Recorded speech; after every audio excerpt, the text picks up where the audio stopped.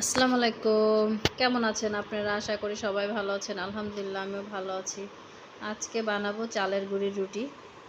তারপর চালের গুঁড়ির রুটি দিয়ে হালুয়া দিয়ে গরুর মাংস দিয়ে খেতে খুব ভাল লাগে। তো আজকে আমি চালের গুঁড়ি দিয়ে রুটিটা বানাবো। চলেন যাই। অনেক আপুরাই পারেন। নতুন আপুরাদের সমস্যা, চলেন যাই বানাই। বেশি কথা বলবো না। এখানে আমি 2 কাপ পানি নিয়েছি। 2 কাপের একটু বেশি হবে।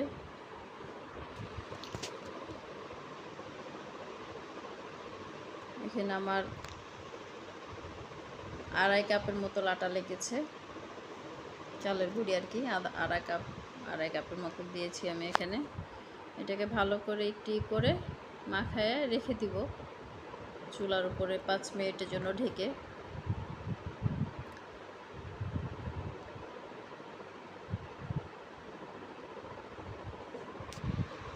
আমার হয়ে গেছে। আমি এটাকে আস্তে করে এক পাশে রেখে ঢাকনা দিয়ে রেখে দিব 5 মিনিট।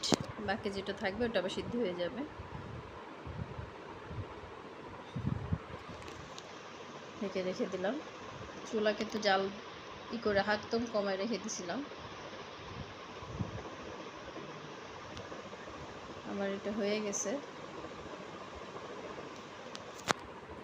আমি এটাকে ফ্যানের নিচে রাখবো। অনেক গরম, এই অবস্থায় তো ছানা যাবে না। হালকা হালকা গরম থাকবে তখন ছানবো। এই জন্য আমি একটু লাড়াচাড়া দিচ্ছি যেন ঠান্ডা হয়ে যায় তাড়াতাড়ি।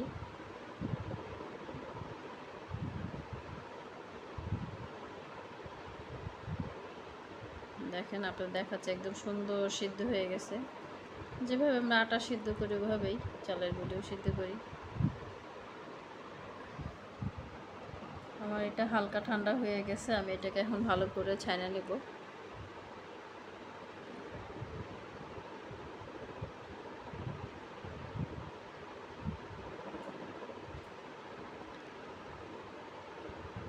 আটাটা ছানা যত সুন্দর হবে আপনার রুটিও কিন্তু তত সুন্দর হবে।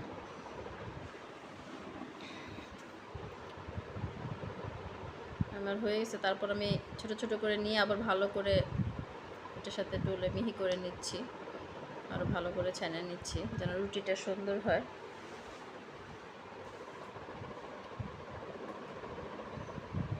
আমি কিছু গুঁড়ি নিয়ে নিলাম। সামনে 3টা কাঁচামরিচ রাখছি আসলে বেখেয়ালে।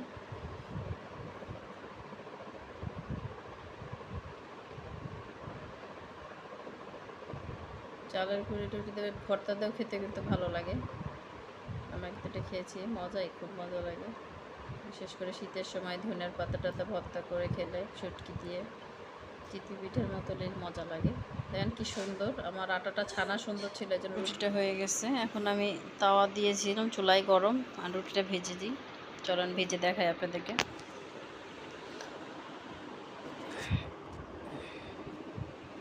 আমি রুটিটাকে উল্টাই দেব। এমনি উল্টি পাল্টি করে ভেজে নেব রুটিগুলোকে। আমি সব কটা রুটি এভাবে ভেজে নেব।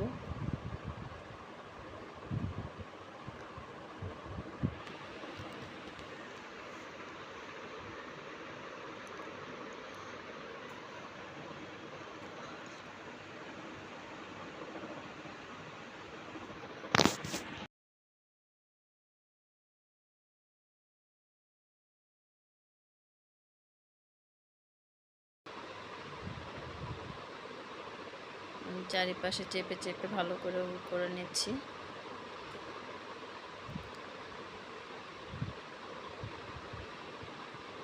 আমার রুটি এটা হয়ে গেছে।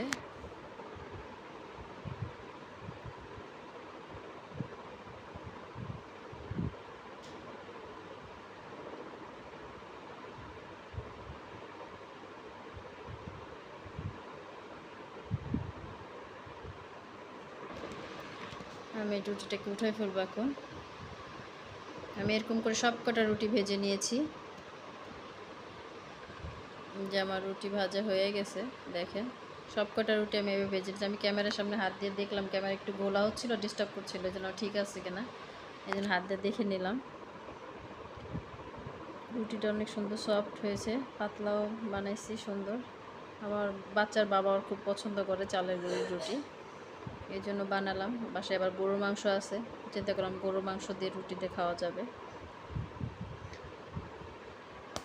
আমার রান্না কেমন হয়েছে অবশ্যই জানাবেন, আমার সাথে থাকবেন, লাইক শেয়ার কমেন্ট করবেন, সাবস্ক্রাইব করে দিবেন।